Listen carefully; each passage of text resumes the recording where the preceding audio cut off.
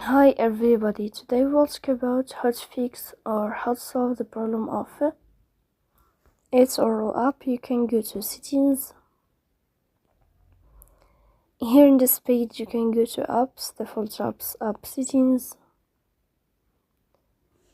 On above you can search about eToro app and you can click here. Then in this page of app info you can click on first stop and you can click OK. Then you will enter to the window of storage.